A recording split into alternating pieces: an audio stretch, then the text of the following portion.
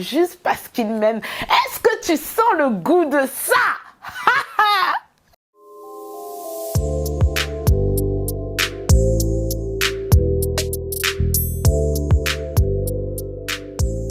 Vous savez, plus j'apprends à connaître Dieu, plus il y a des petites phrases qui m'énervent. Quand on dit « Ah ouais, tu mérites ». Non, en fait. Je veux pas penser que j'ai parce que je mérite. Je veux penser que j'ai parce que Jésus mérite. Parce qu'il mérite et parce qu'il m'aime, il me donne. Et ça, c'est ce dont je veux vous parler aujourd'hui. Il y a tellement d'exemples dans ma vie. Vous savez, si je fais des vidéos comme ça, si je sers Dieu, c'est parce que il m'a montré son amour, mais de façons différentes. Je me souviens d'une journée comme ça. À l'époque, j'étais étudiante et j'avais eu mon moment avec Dieu et puis je suis arrivée en retard à la fac. Faut pas faire comme moi. Je suis arrivée en retard à la fac et je rentre dans la salle et il n'y a plus de chaises disponibles. Donc, je veux repartir.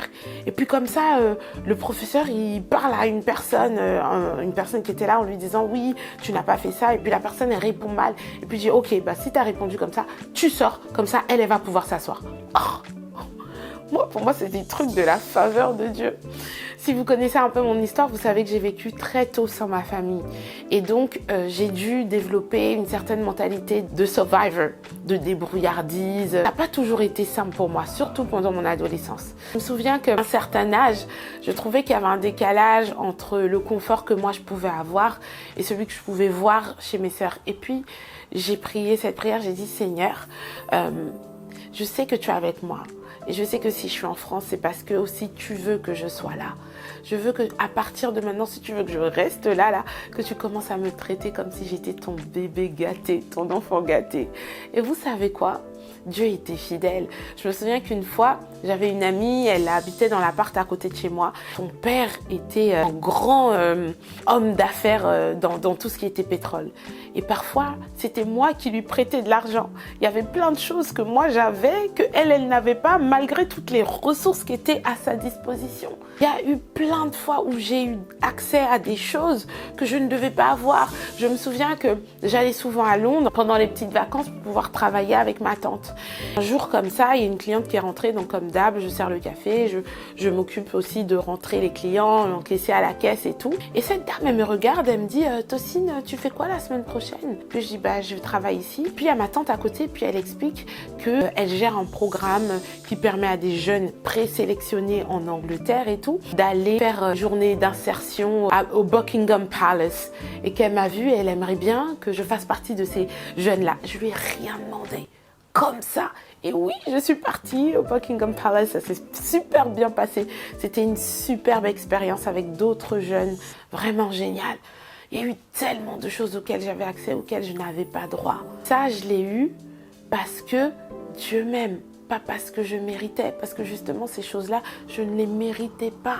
Et ça, c'est pareil pour toi et pour moi. Nous ne méritons pas l'amour de Dieu, nous ne méritons pas les bénédictions de Dieu, nous ne méritons rien. Tout est par la grâce de Dieu. Pourquoi? Parce qu'il nous aime. Quand on comprend ça, c'est comme l'amour naturel. Quand tu sais que ton père t'aime, tu sais que même si t'as pas trop droit, tu peux aller « Papa, mais donne-moi » parce que tu sais qu'il t'aime. Pareil, tu sais que ton copain, ton mari, il va le payer parce que tu sais qu'il t'aime. Et on sait qu'il y a plein de choses que les gens, naturellement, autour de nous, parce qu'ils nous aiment, ils vont le faire pour nous, par amour. Pourquoi est-ce qu'on doute de ça, de Dieu? Dieu qui a l'amour parfait. La Bible dit que chez lui, il n'y a aucune onde ni variation dans son amour. La Bible dit qu'il a plus de plaisir même à donner qu'à recevoir de nous. Pourquoi est-ce que tu crois qu'il ne pourrait pas te faire des choses, te donner, t'offrir des choses juste parce qu'il t'aime?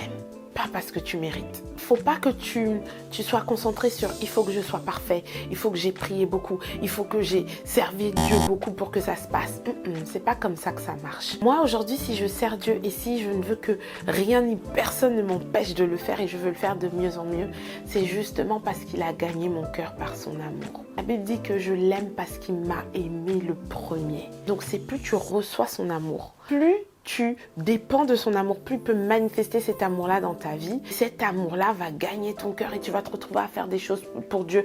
Pas par crainte ou pour marchander avec lui en disant « Ouais, j'ai fait ça pour toi, il faut que tu fasses ça pour moi. » Non, tu vas faire des choses par amour pour lui juste parce que tu l'aimes. Et la Bible dit que c'est l'amour qui n'échoue jamais. L'amour, c'est la force la plus forte qui existe. Et Dieu, il veut que tu commences à vivre par amour pour lui. Tu fasses des choses par amour pour lui. Pas pour marchander avec lui. Pas pour le manipuler. Ou pas en mode je mérite parce que j'ai fait. Tu peux dire je mérite, mais parce que Jésus m'aime. Il y a une différence. Éphésiens 2, versets 8 à 9 dit « C'est par la grâce que vous êtes sauvés, par le moyen de la foi. Et cela ne vient pas de vous. C'est le don de Dieu. Ce n'est pas par les œuvres, afin que personne ne se glorifie. » Amen. Il faut que tu comprennes que l'amour de Dieu est un cadeau et non une récompense. Je vais répéter ça encore. L'amour de Dieu est un cadeau et non une récompense. Ok?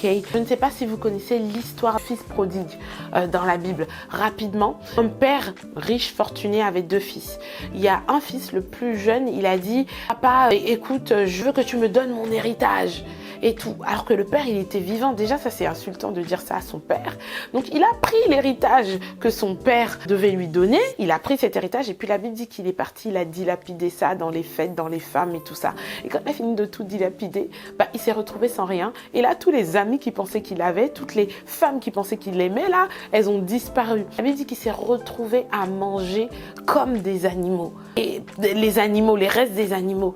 Et puis un jour, il est rentré en lui-même. Il dit, mais dans la maison de mon père, les serviteurs, ils mangent mieux et il y a même des restes. Pourquoi est-ce que moi, je vais manger comme des animaux? Je vais repartir vers mon père, je vais lui demander pardon et je vais lui dire, papa, je ne suis plus digne que tu me traites comme un fils, mais que tu puisses me traiter ne serait-ce que comme un serviteur. Vous savez ce que la Bible dit? C'est que quand il est revenu, il n'était même pas encore arrivé à la maison.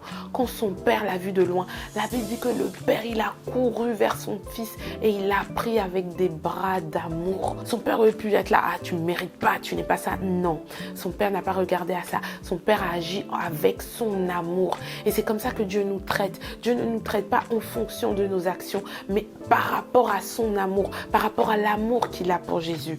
Tout ce que Dieu fait dans ta vie, c'est un cadeau et non une récompense. Luc 15, versets 20 à 24 en parle. Et le verset dit, « Alors qu'il était encore loin, son père le vit et fut rempli de compassion et courut se jeter à son cou et l'embrassa. » Amen. C'est ça que tu dois comprendre. Dieu te donne pas parce que tu mérites, mais il te donne parce qu'il t'aime.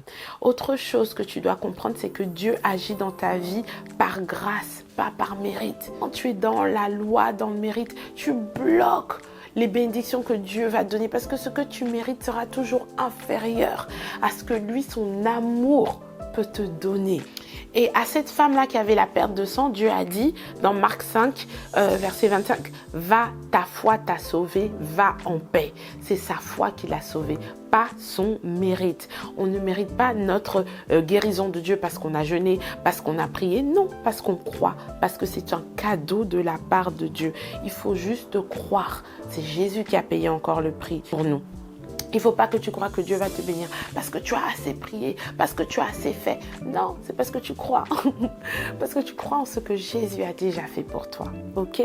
C'est par son amour qui est gratuit, qui fait des miracles dans ta vie. Et maintenant, le prochain point que je veux que tu comprennes, c'est mais pourquoi est-ce que Dieu il va m'aimer comme ça, il va me donner gratuitement? Parce que la grâce de Dieu a des effets positifs dans ta vie. Jean 4, verset 18 dit, la crainte n'est pas dans l'amour, mais l'amour parfait bannit la crainte, car la crainte supporte un châtiment et celui qui craint n'est pas parfait dans l'amour. Pour nous, nous l'aimons parce qu'il nous a aimés le premier. L'amour de Dieu te rapproche de Dieu. Comme je vous dis, il y a beaucoup de choses que je fais pour Dieu quand tout le monde voit, quand tout le monde ne voit pas. Pourquoi? Parce que je l'aime. Et la Bible dit que c'est l'amour qui n'échoue jamais. Donc, qu'est-ce que Dieu veut faire? Il veut gagner ton cœur. Il veut que tu tombes amoureuse de lui parce qu'il sait que c'est là que tu vas pouvoir faire de grandes choses dans ce monde et aussi ça va te rapprocher de lui. L'amour de Dieu nous rapproche de lui. Et deuxième chose que tu dois comprendre, c'est que par l'amour de Dieu, on devient comme lui.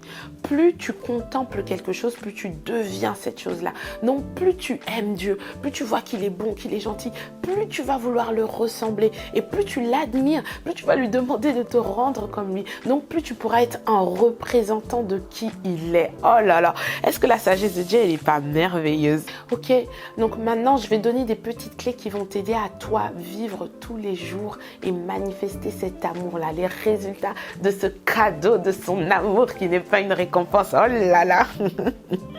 Numéro 1, arrête de chercher à gagner des choses de Dieu, à mériter. Arrête d'essayer de mériter des choses de la part de Dieu. Dans Romains 5, verset 8, il dit « Dieu prouve son amour envers nous en ce que lorsque nous étions pécheurs, Christ est mort pour nous. » Donc avant même que tu décides de devenir chrétien, de faire confiance à Dieu, de faire les choses à la façon de Dieu, il était déjà mort pour toi. Il a déjà fait pour toi. Donc arrête d'essayer de gagner son amour. Il te l'a déjà donné, même avant que tu sois consciente de ça. Deuxième chose, accepte son amour tel qu'il est. Moi, je peux avoir le plus beau des cadeaux que je veux offrir, mais si tu n'acceptes pas, il n'y a pas eu de don. Il faut que tu acceptes son amour. Amen. 1 Jean 4,10 dit, ce n'est pas nous qui avons aimé Dieu, mais c'est lui qui nous a aimés et a envoyé son Fils. Ok? Donc, numéro 3, à partir d'aujourd'hui, tu décides de marcher par la foi, pas sur ton mérite. Hébreux 4,16 dit, approchons-nous donc avec assurance du trône de grâce afin d'obtenir miséricorde et de trouver grâce. Et le quatrième point, qui est très important, et moi, c'est comme ça que je le vis. À chaque fois que je veux demander quelque chose à Dieu, je finis ma prière par juste parce qu'il m'aime. Seigneur, aide-moi à obtenir ce travail juste parce que tu m'aimes. Seigneur, pourvois pour que je puisse aller dans ces vacances juste parce que tu m'aimes. Seigneur, que mon patron me donne cette promotion juste parce que tu m'aimes. Seigneur, que je puisse trouver grâce juste parce que tu m'aimes. Tu vois que ça change la dimension de ta prière. Parce que quand tu es en mode demander et tu veux prier avec force, ou tu veux jeûner, ou tu veux déclarer comme ça, tu te prives de la foi qui agit par l'amour. Mais quand tu finis ta prière par juste parce qu'il m'aime, est-ce que tu sens le goût de ça? En tout cas, moi, je suis contente parce que je sais combien l'amour de Dieu a fait dans ma vie. Pour résumer, je le redis encore, Dieu ne fait pas de choses dans ta vie parce que tu es forte ou autre, non. Les miracles, le salut, les bénédictions ne viennent pas de tes efforts. Ils viennent par amour et par grâce, juste parce qu'il t'aime. Amen. Le verset de Jean 3,16 qui en parle. Car Dieu a tant aimé le monde qu'il a donné son Fils unique afin que quiconque croit en lui ne périsse pas, mais ait la vie éternelle. Je vais prier avec toi, mais avant, si ce n'est pas encore fait, je t'invite à t'abonner, à liker et même écrire tout de suite en commentaire juste parce qu'il m'aime. Dieu ne me refusera rien. Écris-le et dis-le juste parce qu'il m'aime. Jésus ne me refusera rien. Amen. Je t'invite à répéter après moi. Tu vas dire, Seigneur, je ne veux plus essayer de te mériter. Je veux juste recevoir ton amour et marcher dans ta grâce. Amen. Maintenant, il faut que vous compreniez, il faut que je nuance les choses. Ça ne veut pas dire que servir Dieu n'apporte pas de récompense. La Bible dit que ce que tu sèmes, tu vas moissonner. Nos actions produisent notre avenir, notre vie. Donc, bien sûr qu'il y a des récompenses attachées au fait de servir Dieu. Mais tu ne dois pas servir Dieu juste parce que tu veux que Dieu fasse des choses pour toi. Tu dois servir Dieu parce que tu l'aimes. Parce qu'il t'a tellement donné. Moi, je ne sais pas pour vous, mais à chaque fois que tu donnes de l'amour à quelqu'un de normal, cette personne n'a qu'une seule envie, c'est te redonner cet amour-là. Et là, c'est encore bon parce que c'est mieux même parce que tu fais parce que tu as reçu de lui, parce que tu l'aimes. Et donc, tu penses même pas au mérite que tu as. Et là, quand Dieu, il te donne encore parce que tu as semé, c'est un autre niveau. Je ne sais pas si vous me comprenez. Non, moi, je suis trop contente parce que j'ai trop expérimenté ça. Ok? Donc, écris en commentaire. Merci Seigneur pour ton amour. N'oublie pas qu'il ne s'agit pas de tes actions, de tes comportements, mais en ce en quoi tu crois. C'est ça qui fait la différence. Et il va le faire juste parce qu'il t'aime. Bye guys.